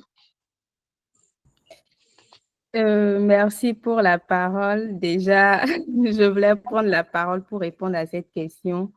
Et la préparation, bon, déjà on dit avant de te mettre en couple avec quelqu'un, il faut vraiment que vous discutez, c'est qu'il connaît, il sait que tu es dans le domaine, donc vous devez vous entendre sur certaines normes données. Mais si on met de côté ces normes, euh, il y a aussi une question d'environnement de travail. Si dans ton environnement de travail, il y a cette acceptation-là, c'est beaucoup plus facile à gérer. Donc, si moi, je prends mon exemple, par exemple, à Saxara, où je travaille actuellement, je suis venue à Saxara, il n'y avait pas vraiment longtemps quand j'ai eu ma première maternité et j'ai eu 2 maternités rapprochées. Mais ils ont vraiment accepté la situation avec moi parce que d'une part, il y avait cette volonté de travailler, cette détermination. Ils ont vu que j'apportais quand même ce plus. C'est une question de volonté au fait. Donc, bien que à certains moments, on me confiait des tâches où les difficultés avec la grossesse, c'était pas gérable, je ne refusais pas, je prenais, je m'y mettais.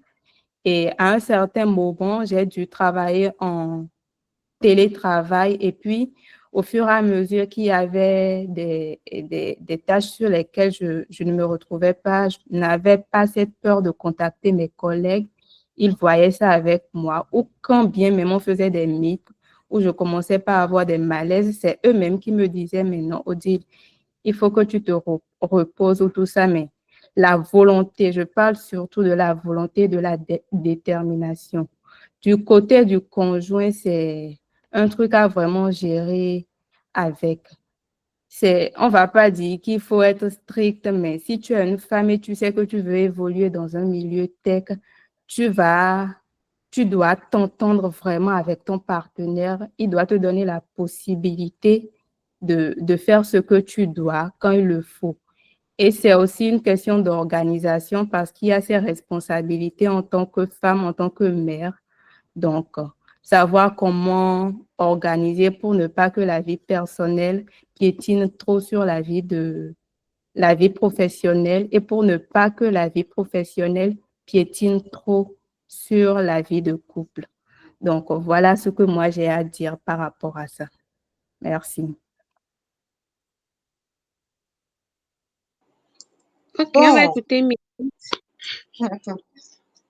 vous voyez, comme vous m'avez indexé, j'ai rigolé. Je pense pas que je suis la mieux placée pour parler de ça. Tout ce que je peux dire, c'est avant de s'engager, bien, de faire ça bien avec quelqu'un, il faut discuter, voir si vraiment vous êtes dans la même, sur le même chemin, vous voyez dans la même direction. Surtout quand le monsieur en question n'est pas dans la tech, c'est compliqué parce qu'il ne va pas comprendre qu'il y a des blocages corrigés entre 0 et 2 heures du matin, pendant que lui, il est en train de dormir, toi, tu es devant ton ordinateur. Donc, c'est un souci de compréhension, de compromis, et ce n'est vraiment pas facile. Je suis pas la bonne personne dans cela, je suis pas encore mariée, euh, officiellement, je suis pas encore mariée, mais c'est ce que je peux dire par rapport au sujet. Et tout dépend aussi du milieu dans lequel vous êtes. Si, comme Odile l'a dit, si vous êtes dans un milieu où on vous accepte et qu'on sait que vous avez une plus-value par rapport à l'entreprise, des moments de faiblesse, ça vient. Il y a des fois où on tombe malade. Moi, je me rappelle, là où j'étais, je travaillais, j'ai fait 3 mois à la maison parce qu'à un moment donné, je faisais un burn-out. Et à un moment donné, mon boss m'a appelé, m'a dit, mais madame, soit vous venez continuer de travailler, soit vous prenez des congés. Donc, j'ai demandé à prendre 3 mois de congés, soit de me reposer. Mais ça n'a pas affecté l'entreprise parce que j'ai pris le temps de préparer mon départ avant d'aller en congé. Donc, si nous-mêmes, femmes, on est conscientes, qu'on collabore correctement et aussi, si on discute correctement avec notre conjoint, qu'on va dans la même direction, je pense que ça devrait aller. C'est vrai qu'il y a des moments de pic positifs, il y a des moments de pic négatifs. Euh, Tout est question de discussion, de compréhension et de longueur. Longueur, donc, si on est sur la même longueur, donc, normalement, il ne devrait pas avoir de problème. Mais quoique la personnalité de chacun est différente, il va falloir conjuguer les efforts ensemble pour le faire. Donc, surtout nous sommes en fait compliqué. Le plus souvent, la majeure partie des filles que moi je connais qui, quand même, profitent correctement du secteur, elles sont mariées à quelqu'un du domaine. Parce que la personne n'est pas du domaine, c'est complexe. Mais rien n'est impossible. Il faut savoir conjuguer les efforts. C'est tout ce que je fais. Ok, merci En beaucoup. amont. On ne fait pas dans le mariage. Ok, merci beaucoup pour l'apport. On va prendre la question d'Eddie et on va clôturer. Eddie, on t'écoute. Oui, bonsoir tout le monde et merci. En fait, c'est pas une question, ça s'adresse surtout euh, à Eudoxie. Eudoxie Yabuta, c'est un nom que j'ai retenu parce que je l'ai connu sur LinkedIn, justement à cause de cette publication. Et par rapport à ce qu'elle disait tout à l'heure, moi je trouve que c'est très bien de publier en fait. Parce que déjà, il y a très peu de gens qui le font dans notre communauté et le peu qui le fait, Eudoxie par exemple, c'est par tes publications que je t'ai connu et que j'ai vu par la suite que tu étais dans Python Bénin. C'est juste que je profite de l'occasion pour dénoncer un truc. Quand vous voyez que des gens font des trucs intéressants comme Eudoxie, euh, ne passez pas juste dessus. Laissez un message, j'apprécie tes contenus, j'apprécie ce que tu publies. Ça encourage. Autant elle, autant nous autres co-organisateurs, quand quelqu'un réagit sur nos publications et tout ça, c'est des trucs qui encouragent et qui peut amener à mieux faire. C'est ce que j'allais dire. Ok. Merci beaucoup, Merci Eddie. beaucoup pour l'apport. Donc, il y a le réseautage qui est bien et je remercie toutes les panélistes ce soir ainsi que ma co-modératrice Jospin pour le partage d'expériences. L'heure est vraiment partie et je remercie tous ceux qui sont restés du début jusqu'à la fin. Vraiment, merci beaucoup à vous. C'est un sujet qui est vraiment important et j'espère qu'on va vous revoir au prochain Meet. C'est pas seulement le discutant dev n'est pas seulement Meet Tech. Il faut aussi des fois aborder des sujets qui sont autres que la technique et autres. Donc, c'est ça qu'on a voulu faire ce soir, mettre en honneur et mettre en lumière les femmes de Python Bénin. Il y aura d'autres événements qui seront annoncés d'ici là. Et merci beaucoup à toutes et à tous. Merci vraiment. Merci du fond du cœur. On est à la fin et on se retrouve pour le prochain Meetup, que ce soit en présentiel ou en ligne. Et j'ajouterais que ceux qui sont dans le Meet et qui ne sont pas dans le groupe peuvent laisser leur contact ou nous contacter sur LinkedIn. Vous nous écrivez et puis on vous ajoute dans le groupe. Vous pouvez faire la demande, il n'y a pas de souci. Donc, tous ceux qui sont dans le Meet et vous pouvez toujours laisser votre numéro pour qu'on puisse vous enregistrer. Merci.